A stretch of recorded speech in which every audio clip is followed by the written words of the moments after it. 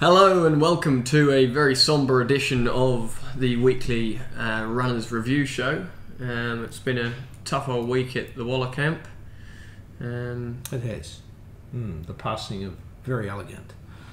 The mighty mare. Yeah, not just our camp, so many people. She touched their lives as Melbourne Cup winners do.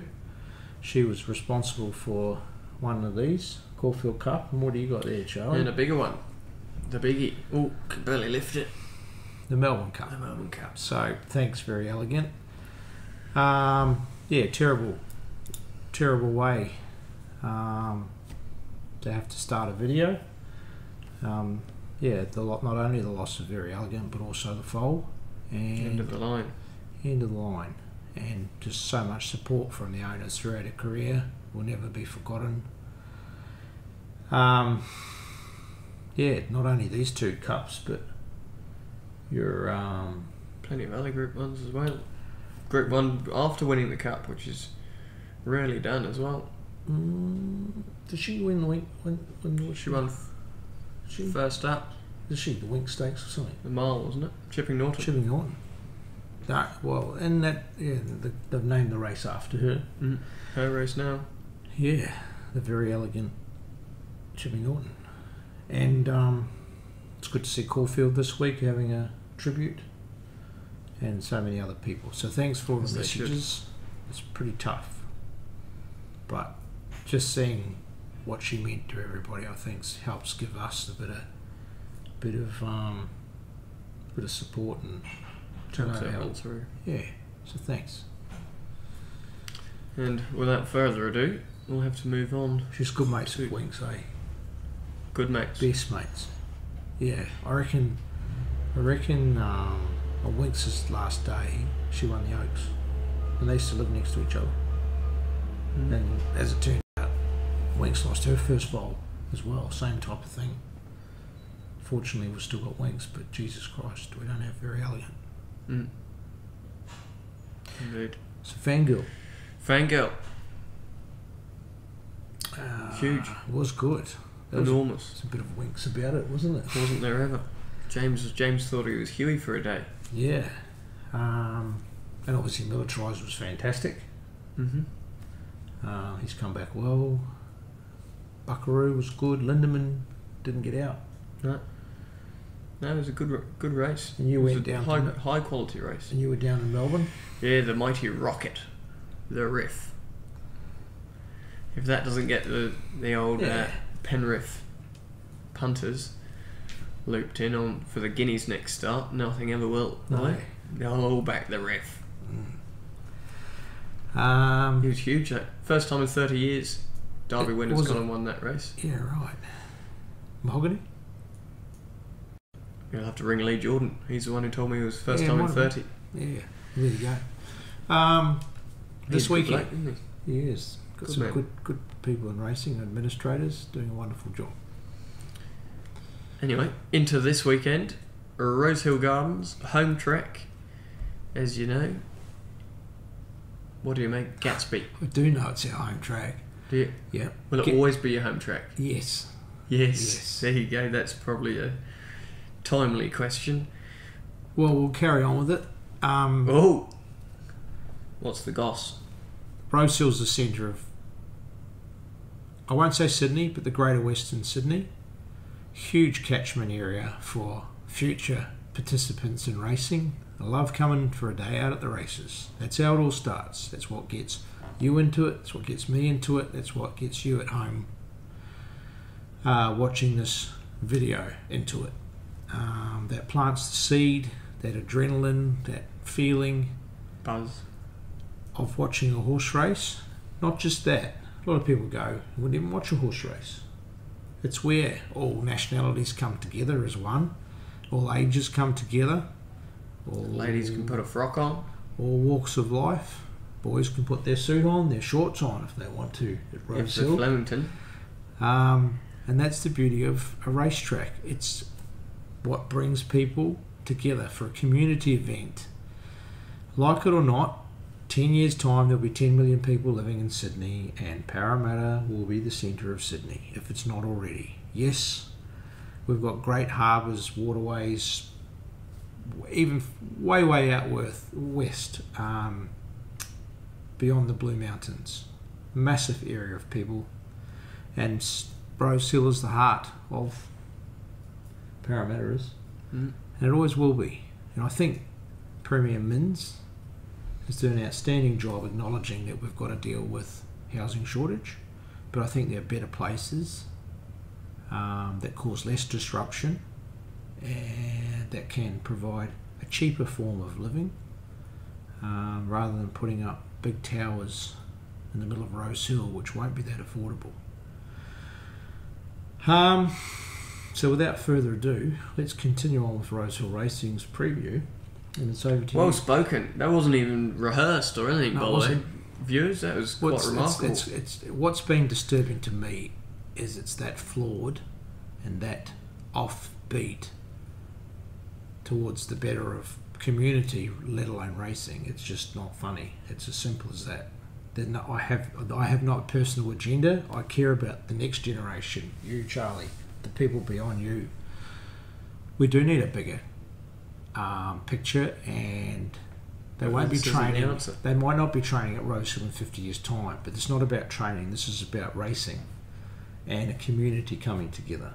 There will be better places to train horses out of in the Southern Highlands, the Central Coast, out west, Penrith. It'll be beyond my next 10, 20 years, but it needs to happen. But they'll still be racing at Rosehill when they're training at those super training centres. There we go. Heard it here first. Get on the futures. Where the location for the mega centre is going to be. Yeah, might be your house, Charlie. Yeah, it might be. Better split up half of it and there'll be plenty of room. Oh, please. Righto, race 4, the Tab Silver Slipper Stakes, Gatsby. He'll probably run on Friday night. That's really? The plan. Yes, it is the plan. Obviously, we think a lot of the horse, and it's tempting for us and for the owners to be wanting to run in the Silver Slipper, but the fact is, it's a tough race. He's a young lad that we're trying to give confidence. I'd say we'll lean towards Canterbury if conditions suit. If not, he might turn up on Saturday. Good horse, worth following.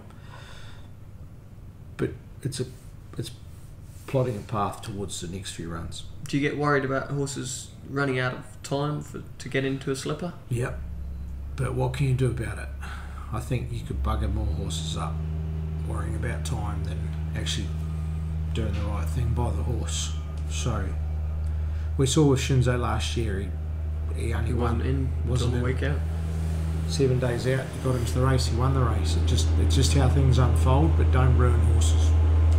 Okay. Race 5, the Parramatta Cup. Bold Mac. Third up, barrier 5. Sort of lost his way a little bit, but gee, when he finds form, he's pretty good. And I think we'll get a soft track Saturday. We should do. And he likes a soft track. More Felons? First run since the Melbourne Cup? Yeah, he's a lovely horse. Seems to have come back well. Obviously, he's on a Sydney Cup path. Probably be a bit short, but you never underestimate good stays. Man's Voice. Hasn't he been jumping well this week? He has. Trying to reinvigorate him. Yeah, he wouldn't have got to the Olympics at the start of the week. No. He was no clear rounds. No. But he's getting clear rounds now, and he's got a bit of enthusiasm. Bit of a zestful. Yeah, so there's not much wrong with him. We can't find anything wrong with him. Barrier 1 in Kieran McAvoy. Big help. Big help. Distance more suitable. Wet track to suit. Yeah. I think it's plenty of positives. He could bounce back. Lord Ardmore. Barrier 6. Yeah. I reckon, yeah, he'll go well, this horse. He's a little sneaky for you, He is, yeah. We won the race, same colours, actually might not have been the same colours, but the same syndication from New Zealand.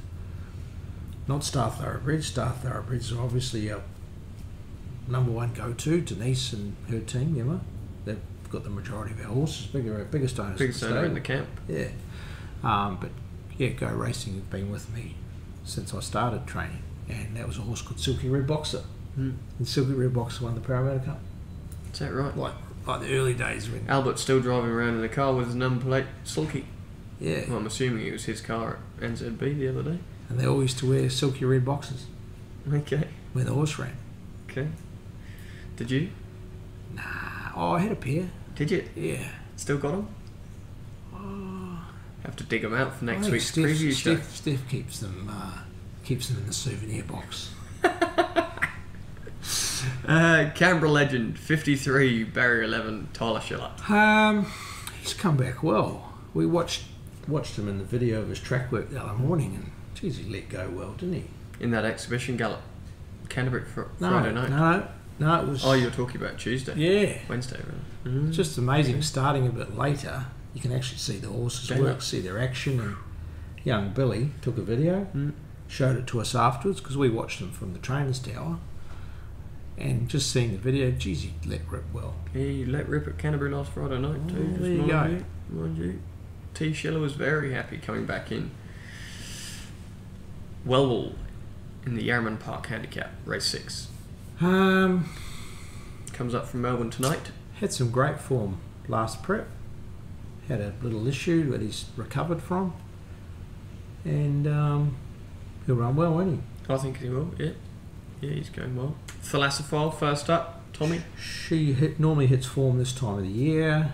It's a nice starting point, and she'll progress through to a couple of group races in the next few weeks. Needs a little bit further than Saturday, though. She'll be sharp enough. Okay. She'll be sharp enough, Charlie.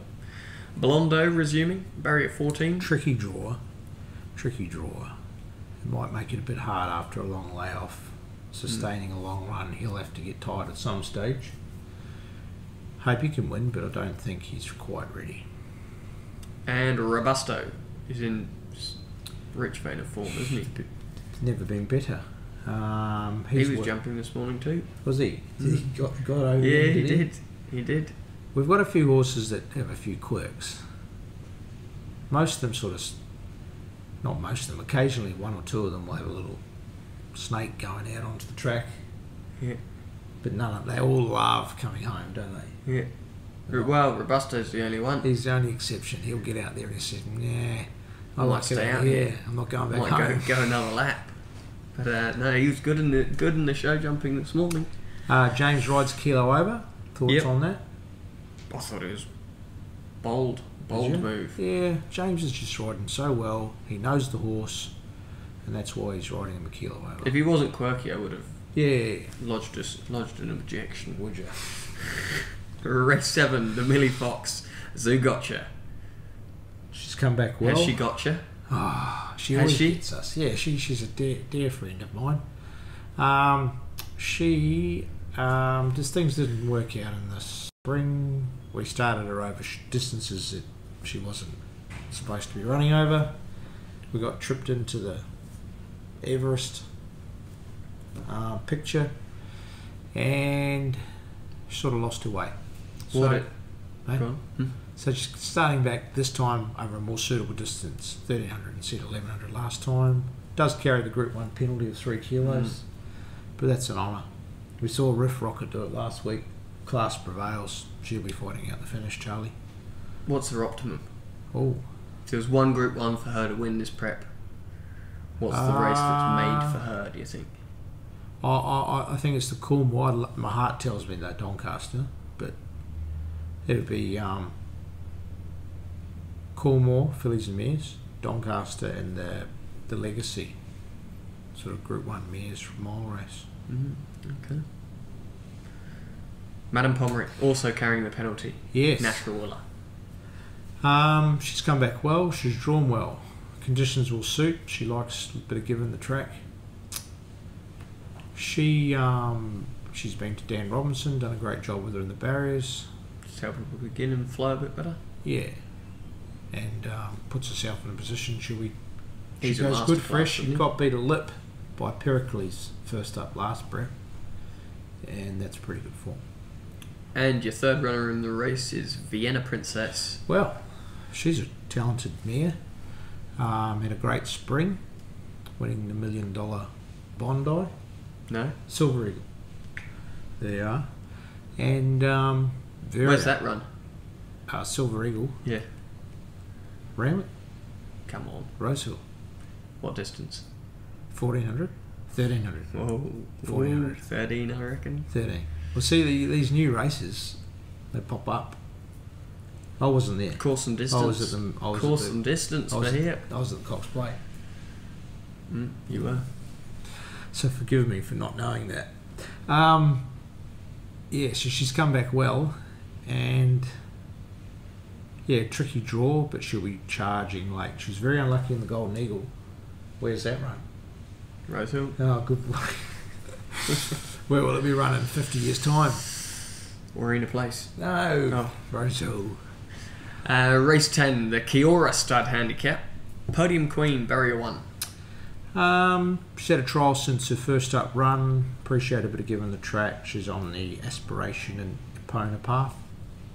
Starman, another terrible barrier. James McDonald rides. Hopefully try and get in the 3 wide line late in the day. It mightn't be the worst place to be. Dakota Vroom, only beaten once this prep. Yeah. Tricky gate on Saturday. Tommy's aboard. Knows her well. I think the distance will suit.